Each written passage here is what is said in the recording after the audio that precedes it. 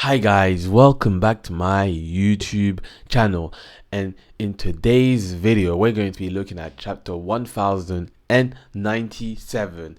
In this chapter we continue with Kuma's flashback, and it just keeps on getting better and better with each chapter. With this chapter, we got 4 different type skips. We explore in detail Kuma's life, from him being a local pastor that heals people in a small kingdom to him becoming an active member in the revolutionary army. That's right, with this chapter, we learn everything about Kuma's life. But before we go any further, don't forget to subscribe to the channel and leave a like if you enjoy this type of content. So first and foremost, we learn that the kingdom of Sorbet is ruled by a king named Bonney. He forces the inhabitants to pay the heavenly tribute that is imposed by the celestial dragons. The people that can't contribute are thrown in jail, and he lets them starve to death. The old people of the kingdom can't work much since their health is deteriorating. So Kuma, being the kind, gentle soul that he is, decides to take away their pain for free using his abilities. But now, let's quickly discuss Kuma's abilities. Kuma can repel anything away, as we've seen him done before.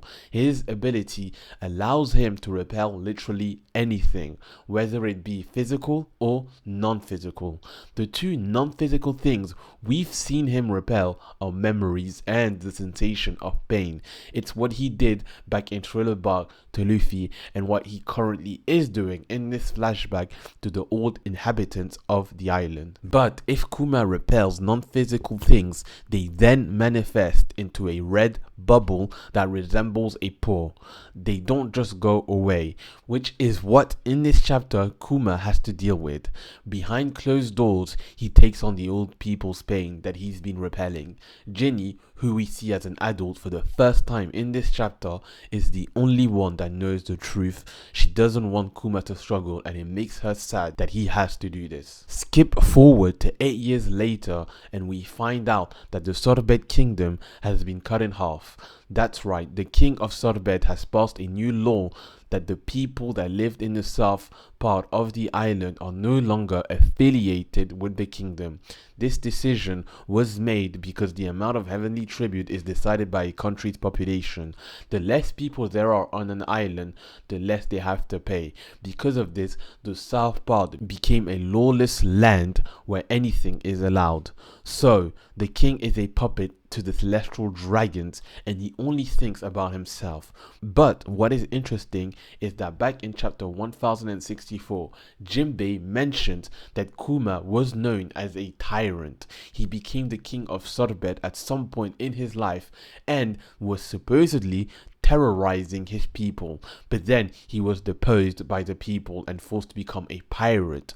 What I think actually happened is that Kuma did become the king of Sorbet at some point in his life, but the rumors about him being a tyrant was later spread by the world government when he decided to completely leave his island and never come back, joining the revolutionary army for good. And in the news, they probably attributed all the wrongdoings that this king has done to his people to Kuma, which made Kuma look really bad to the outside world. Following this new law, Kuma started rebelling and was thrown in jail alongside Ginny and her companions who tried to help him. This is when the revolutionary army came on the island and were able to take over. They overthrew the current king and were able to rescue Kuma and Ginny. This is the first time that Kuma and Dragon have met. And what is interesting here is that we can notice that Dragon still didn't have his tattoo yet, but at the end of the chapter he does, which makes me wonder that an event must have happened for him to finally decide to get a tattoo on his face. And we were never shown what exactly happened during those 8 years of Kuma being in the revolutionary army that led to Dragon finally getting a tattoo. Finally, we end this chapter with Ginny being captured.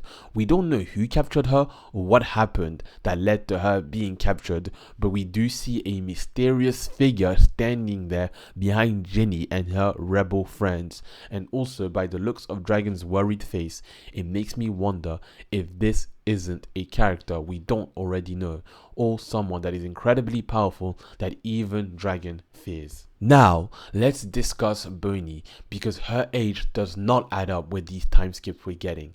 We know Bonney in the current story is 24 years old. If Ginny is Bonney's mom, which is very likely that that's the case, then it doesn't make sense that Bonney is 24, because at no time in this chapter do we see Ginny being pregnant, or do we see Bonney as a baby. The last flashback we got was 14 years ago with Ginny being captured, so it leaves us with two possible scenarios. First, it's that Ginny doesn't die here, and after being rescued, she ends up having Bonney with Kuma, which would make Bonney in the current story 14 years old at most. That would mean that Bonney uses her devil fruit abilities to age herself up to look 10 years older.